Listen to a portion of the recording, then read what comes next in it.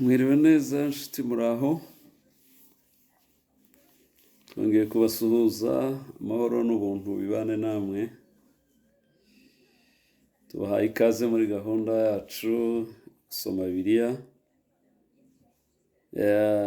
uyu mwaka kugeza tuyirangije. Tugeze mu Balewi igice cya 10. Turakora ibishoboka byose icyumweru gitangira Abalewi tubavemo twinjira mu kindi gitabo mu buryo bwihuse. Bibiliya ivuga ngo hahirwa bumva ubuhanuzi bw'iki gitabo, hahirwa abasoma, hahirwa n'abumva. Igice cya 10 twarangije imigenzo cyangwa se ibitambo byo kweza abatambyi.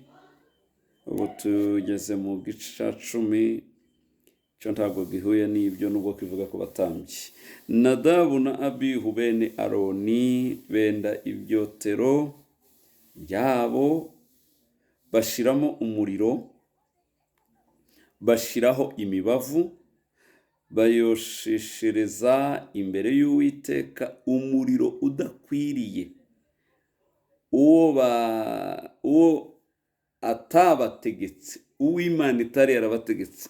Aba ngo bakoze igitangaza cyo kuzana umuriro utari wo, udahuye n'umuriro Uwiteka yari yarababwiye. Bazana undi muriro gusa apfa kwadukana bene uko. Ibi byatumye bitabagwa neza, ntibyabaguye neza na gato. Nibo bantu bagize ikibazo kidasanzwe kandi mu maso y'Imana, aho abandi bakirira aba barahaguye. Bishaka kuvuga ngo iby'Imana bifite uko bikorwa rwose. Iyo uzanye mu bindi bitari byo, hari igihe biba bibi ntibinakugwe neza. Imbere y'Uwiteka hava umuriro urabatwika, bapfira imbere y'Uwiteka. Bazanye umuriro wabo umubi udakwiriye, bibabaza Imana, imanura uwayo, noneho uwayo urabica. Aba ni bo bantu muri Bibiliya, ni abantu babiri muri Bibiliya ivuga baguye mu maso y'Uwiteka, bishwe n'imbaraga z'Imana. Umuriro ukiza abandi, ibo wabaye ubica. Mu isezerano rya kera ni aba bene Aroni, mu isezerano risha ni Ananiya na Safira. Bishwe n'umwuka gutya gusa, umwuka aramanuka arabakumbanya barapfa, kubera ko ibyera by'Uwiteka babisuzuguye, babinegrije, mbese babitesheje agaciro. Imana iranirwa kubyihanganira. Aho kuva mu mwanda uzi icyubahiro cyanjye, ahubwo mwebwe murahagwa. Nuko bapfuye. Mose abwira Aroni ati, ibyo nibyo Uwiteka yavuze ati, kwera kwanjye kuzerekanirwe mu banyegera, kandi nzaherwa icubahiro imbere y'ubu bwoko bwose. Aroni aricecekera, ntaco yamusubije, kuko aha yarababaye, abana be bari bapfuye. Mose ahamagara Mishayeli na Elizafani bene Uziyeli se wabo wa Aroni, arababwira ati, nimwigire hafi, muterure bene wanyu, mubakure imbere y'ahera, mubajyane inyuma y'ingando z'amahema, muje kubajugunya inyuma y'ingando z'amahema, bave imbere y'ubuturo bwera. Bigira hafi, babaterurira mu makanzu yabo.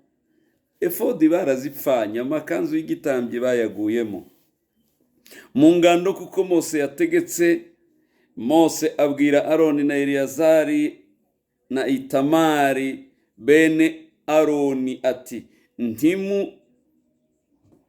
ntimutendeze imisatsi, ntimushishimure imyenda, mudapfa, namwe mudapfa. Uwiteka arakarira iteraniro ryose, ahubwo bene wanyu inzu ya Isirayeli yose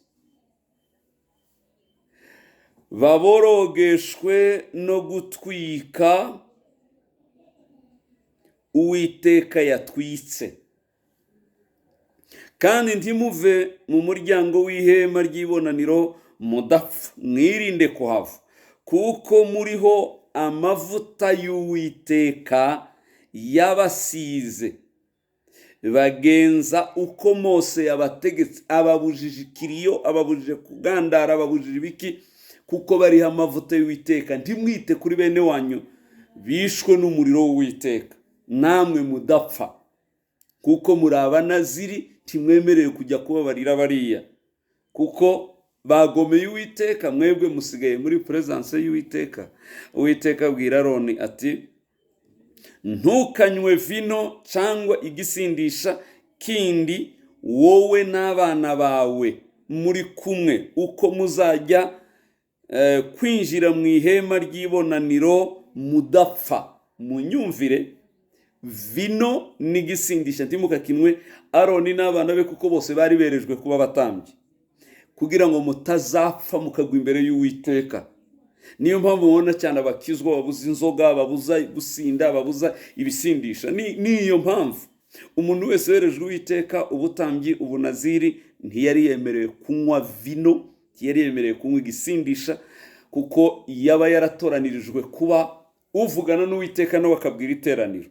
Nero niyiyanduza azaba yanduje bose. Ikindi, kuko bari barahawe bo kuza bahabwa ku mwuka w'Uwiteka, musinda umwuka wera. Ni nako Bibiliya ivuga, ntiwasinda umwuka ngo usinde n'inzoga bizemere. Byabuzwaga abatambyi n'abanaziri. Mu isezerano rishya bihita bibuzwa abera bose, kuko twese yaduhinduriye kuba abami n'abatambyi mu bwami bwa Kristo. Umwuka wahabwaga Aroni n'abo mu nzu y'abatambyi gusa, ubuhabwa abizera bose aho bari ku isi. Umuntu wese ufite umwuka wera wo uhawe ntiyemerewe kunywa inzoga n'igisindisha. Ibyo niho yabwiye ngo ni mubinywamwe mugakandagira hera muzapfa. Nicyo gituma uzarebe umuntu wese unywa inzoga ibisindisha akabinywa, iyo ari umukristo cyangwa ari umukozi w'Imana, mu isi y'umwuka arapfa, atakaza amavuta, atakaza connection.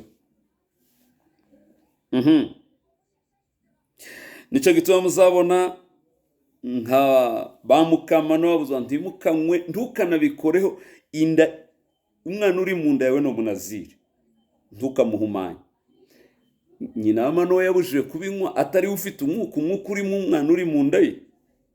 Noneho twebwe umwuka aryamye muri twe, si n'umwana uri muri twe ari uwufite, nitwe tuwufite. Nta buryo rero byakwemerwa ngo tuvange ibyo bintu. Mubona uko mutandukanya ibyera n'ibitari ibyera, n'ibihumanya n'ibidahumanya, mukigisha Abisirayeli amategeko yose Uwiteka yababwiye Abisirayeli mu kanwa ka Mose. Nimusinda ntimuzabigisha iby'ukuri, nimudasinda muzavuga iby'ukuri. Yani ubusinzi n'inzoga zizana gucanganyikirwa, zigatuma utumurongo, amahame ukayatakaza. Mose abwira Aroni na Eliyazari na Itamari bene Aroni basigaye ati, mujyane ituro ry'ifu risigaye ku maturo yatuwe Uwiteka, agakongorwa n'umuriro, muririre iruhande rw'igicaniro ridasembuwe. Muririre iruhande rw'igicaniro ridasembuwe, kuko ari iryera cyane. Muririre ahantu hera, kuko ryategetswe kuba iryera. N'abana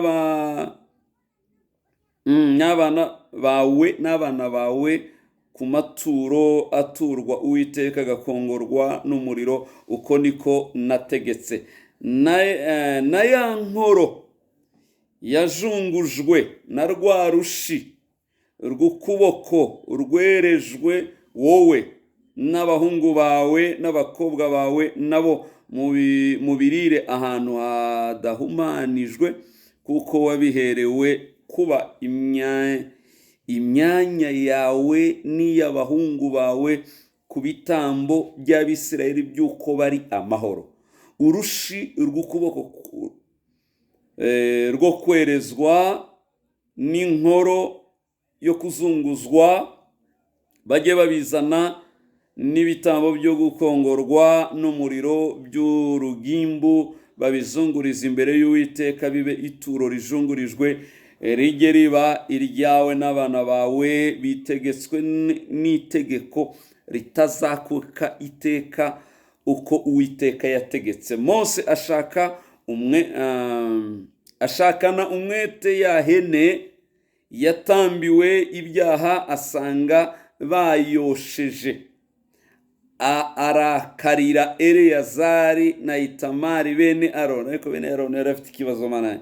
Niyo ngorane muzabona rero umuntu kuja muhamagara akiri muto, atararezwe nako, ataragize abamureze ngo bamutoze, sinkubesha, abafite amadega n'amadega. Tukituma nabishe bigira kugera ukibaza ngo none abasataniste, ukibaza ngo nibiki, bakura ibintu bitabaho. Nukubera ko batabitoreraho ngo ntibari bwamenye gutandukanya iryo n'imoso. Aroni basigiye,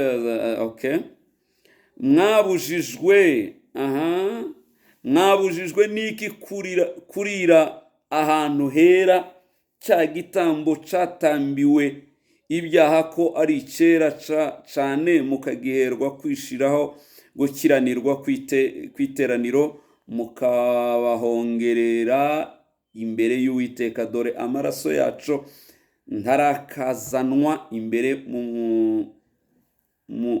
muhera, ntaco kubabuza kuba mwakiririye mu buturo bwera uko nategetse. Aroni asubiza Mose ati, dore uyu munsi batambiye imbere y'Uwiteka igitambo cabo cyatambiwe ibyaha n'igitambo cabo coshejwe, none ibyabayeho ngibyo. Mbese iyo uyu munsi ndya igitambo cyatambiwe ibyaha, ibyo biba byabaye byiza mu maso y'Uwiteka? Kuko dejaba icyaha cyari, nabo bari bafite icyaha. Mose abyumvise biba byiza mu maso ye. Imana ibakomeze, Imana ibarinde, musinde umwuka wera, ntimugasinde inzoga kuko zirimo ubukubaganyi. Nta munaziri, nta mutambyi, nta werejwe Uwiteka, nta wakiriye umwuka wera ngo asobongere impano y'ubugingo yajya mu bisindisha cyangwa se biriya bindi ngo bizakunde, bituma atakaza connection, ubusabane n'Imana bugapfa. Imana ibarinde kandi bakomeze. Amen.